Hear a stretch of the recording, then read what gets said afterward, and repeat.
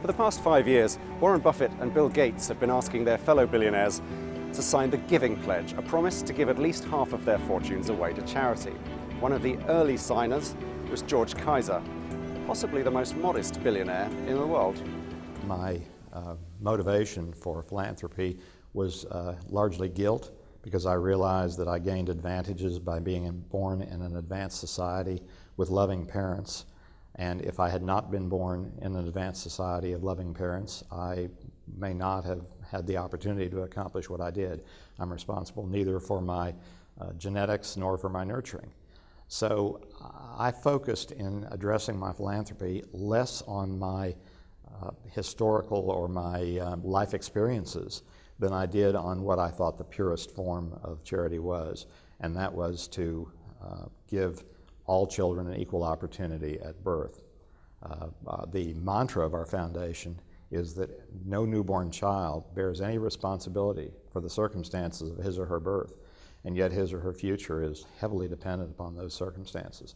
And that just seems fundamentally unfair, and it also violates a basic principle of the reason that we separated our democracy from your democracy 250 years ago, which is equal opportunity, which is a diminishing commodity in the United States today.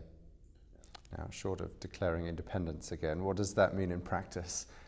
It means heavily birth to 3 early childhood education. It means parenting training. It means prenatal and postnatal and family health care.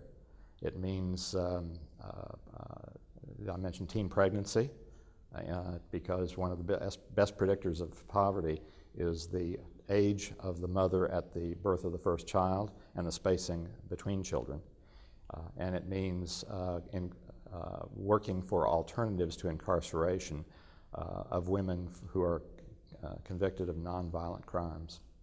Do you think business people, finance people, entrepreneurs, which of those categories are likely to make the best philanthropists? I think entrepreneurs more than business people, if you're distinguishing large corporation executives, because entrepreneurs are willing to try unusual, unique, novel solutions, experiment, make mistakes, make corrections. They're probably a little less embarrassed by failure, because if you want to rise in a major corporation, you really have to have a high batting average. It's not how much you attempt, it's how much you succeed, because your failures will be remembered in a large organization a lot more than your creativity.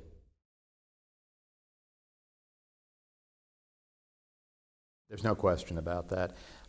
What's really frustrating is we all think we're pretty good analysts.